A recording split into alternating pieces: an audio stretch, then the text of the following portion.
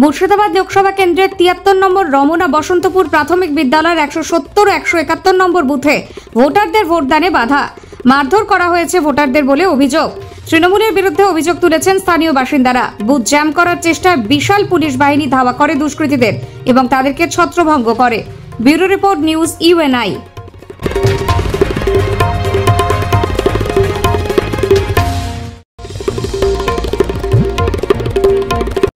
অশান্তি করছে এই জোটের লোকেরা।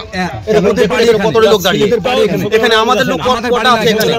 আপনারা ভোট যারা ভোট দিচ্ছে তাদেরকে জিজ্ঞাসা করুন যে এখানে মারামারি হচ্ছে না অন্যায় হচ্ছে না ঝামেলা হচ্ছে, এটা জিজ্ঞাসা করুন, ভোটারদেরকে জিজ্ঞাসা করুন কি হয়েছে আপাতত। ওরা এখানে জাম করছে, দেখুন এখানে ওরা জাম করছে, ভোটারদেরকে ডিস্টার্ব করছে, তো ভোট দিতে দিচ্ছে না। এটা জোটের লোকে করছে। আমরা টিএমসি লোক। আপনার নাম কি, বাড়ি? তাফাজুল মন্ডল, গ্রামের নাম মাহমুদপুর।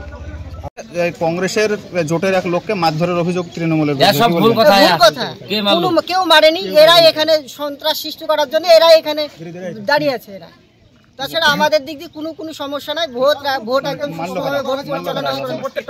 মারলো কারা তাহলে ওদেরকে? ওদের কেউ মারেনি তো। আরে মিথ্যা অভিযোগ, মিথ্যা অভিযোগ।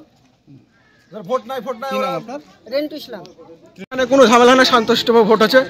ওদের বিরোধীদের কোনো ভোট নাই, ওদের মাথা খারাপ হয়ে গেছে, তাই ওরা উল্টে পাল্টা বকছে।